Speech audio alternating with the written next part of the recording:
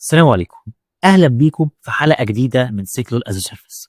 النهارده رجعنا للكريبتو وورلد وهنتكلم عن تي ال اس 1.3 وده التطور بتاع تي ال اس 1.2 اللي اتكلمنا عليه الحلقه اللي فاتت من الكريبتو.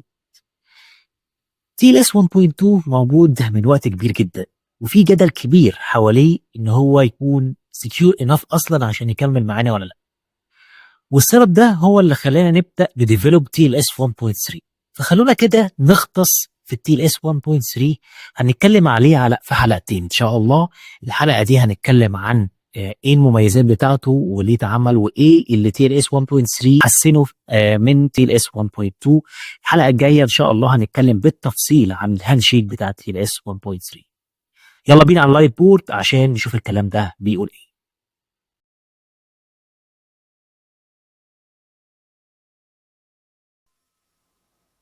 فلنفترض ان احنا عندنا كلاينت اللطيف اللذيذ ده بيحاول يكلم السيرفر ده، وخلونا نقول كده بشكل بسيط جدا جدا الهاند شيك بينهم بيتم ازاي. بحيث الكلاينت بيبدأ يبعت هلو والسيرفر بيرد عليه بهلو، وفي النهاية بنوصل لأهم حاجة احنا عايزينها وهي الانكريبتد ابلكيشن داتا. بغض النظر دلوقتي عن السايفر نيجوشيشنز والاجريمنت اللي بتتم ما بينهم لحد بقى من قبل ما نوصل للانكريبتد ابلكيشن داتا، كل ده هنتكلم عليه ان شاء الله في الحلقه الجايه بالتفصيل في تي ال اس 1.3 هاند شيك. دلوقتي خلونا نتكلم عن اهم حاجتين التي ال اس 1.3 قدمهم لنا وما كانوش موجودين قبل كده، يعني بشكل واضح في تي ال اس 1.2 او اتحسنوا بشكل كبير جدا في تي ال اس 1.3، وهم البرفورمانس. تمام، اول حاجه البرفورمانس والسكيورتي. بالنسبه للبرفورمانس فالناس اللي عملت التي ال اس 1.3 اللي هم الاي اي تي اف قالوا لو احنا هنعمل بروتوكول جديد، تمام، البروتوكول الجديد ده اكيد لازم يكون احسن من اللي قبله. تمام، ف 1.3 ده لازم يكون احسن من 1.2. تمام، ومن ضمن الحاجات دي هي مشكله البرفورمانس. ففي تي ال اس 1.2 كل ما الكلاينت تمام يبدا يبعت للسيرفر انكريبشن انفورميشن او الكي انفورميشن او السايفر نيجوشيشن وكل ده، والسيرفر يبدا يرد عليه وهكذا. وساعات كمان اساسا النيجوشيشنز دي مش بتتم من مره واحده، بيبقى في ريكالكوليشنز للسايفرز دي. ومن هنا بداوا يفكروا ان الكلام ده لازم يبقى اسرع من كده حبتين، عشان ده بيأثر على البرفورمانس والكوست بتاعت الريكالكوليشنز. تمام، الانكريبشن ده مش ببلاش، الديفلوبمنت بتاع الانكريبشن الجوريزم ده مش ببلاش، واللي انت تقعد في بعض الحالات تقعد تريكالكوليت الستبس دي، ده مش دي مش حاجه لذيذه. تمام، وطبعا فوق كل ده اليوزر اكسبيرينس.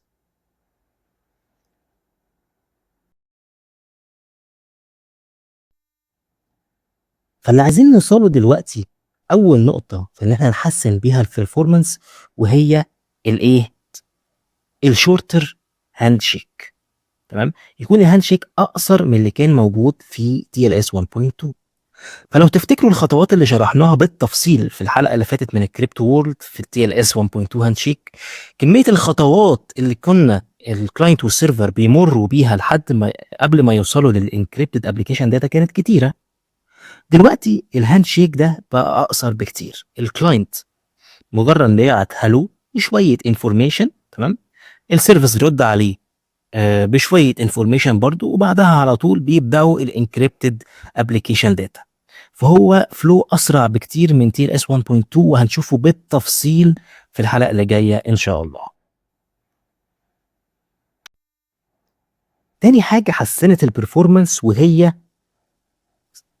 الزيرو راوند تريب تايم، زيرو ار تي تي.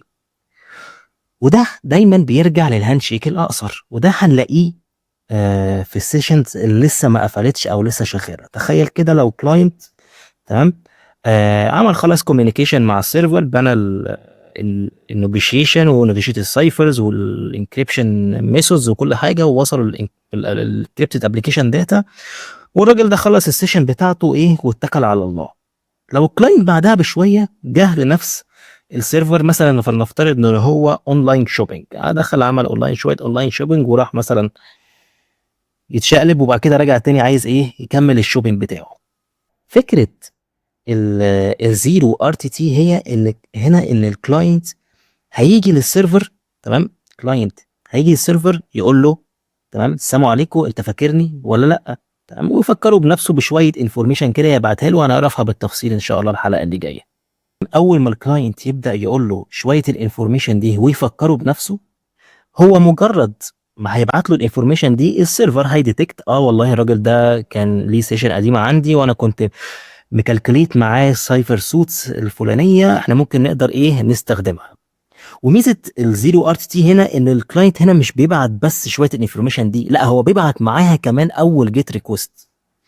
فمن هنا جت فكره الزيرو ار تي اللي انا ببعت انفورميشن للسيرفر بفكره بنفسي وبالسايفر سوتس والنيجوشيشنز اللي حصلت قبل كده، وفي نفس الهالو مسج ببعت الجيت ريكوست بتاعت الويب بيج بتاعتي.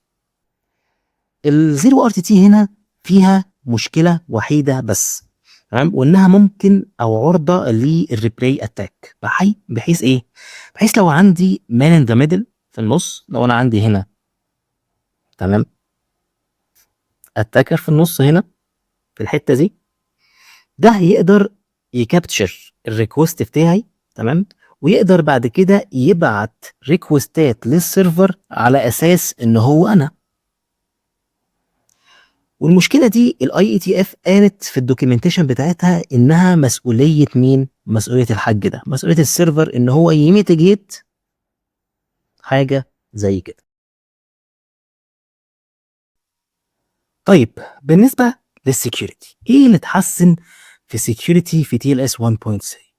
اول حاجه الاولد سايفرز كلها ريموفد، فاي سايفر ليجاسي او تعتبر بروكن او حصل لها كومبرومايز قبل كده او حصل لها اتاك قبل كده كان سكسسفول اتاك، كل السايفرز دي اتشالت خالص.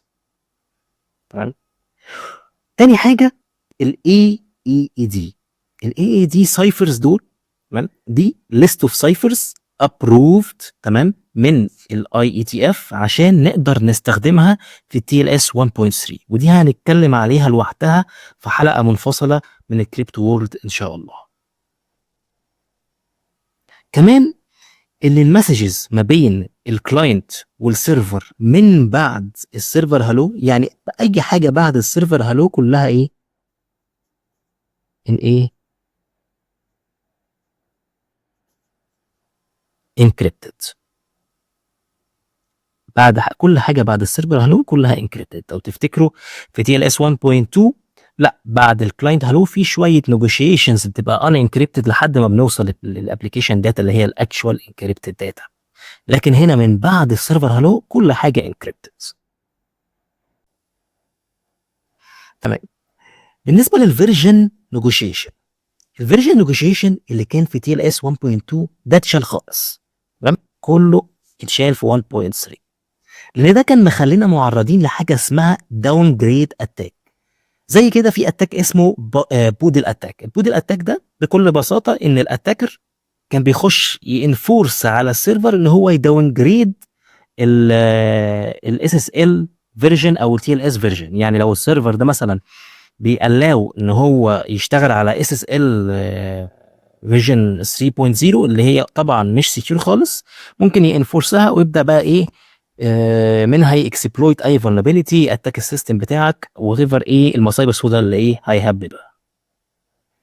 اخر حاجه ومن اهم الحاجات في تي ال اس 1.3 اذا لم يكن هي اهمهم اللي حسنت السكيورتي، وهي imperfect forward secrecy البي اف اس.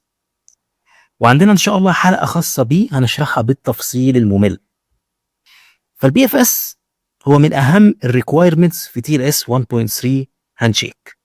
فلو بصينا زمان او مش زمان، ممكن دلوقتي في حاجات كتير بتستخدمها في الار اس اي. الار اس اي والكي اكستشينج ميثود اللي كان بيحصل بيه معتمده اعتماد كلي على البي كي اي او البابليك برايفت كي بير. يبقى عندك السيرفر ده بيبقى عنده برايفت كي وبابليك كي، وبابليك كي ده بيشيره مع الكلاينت عشان الكلاينت لو عايز يبعت له حاجه ينكريبت الداتا دي بالبابليك كي بتاع السيرفر، والسيرفر لما يوصل له الداتا دي يعرف يعمل لها ديكريبشن ويقرا الداتا اللي الكلاينت باعتها له. طيب ايه ميزه الحته دي؟ البرايفت كي ده عند السيرفر، تمام، البرايفت كي ده عند السيرفر كان ستاتيك ما بيتغيرش. طيب ستاتيك، اهلا وسهلا، هنستفاد ايه؟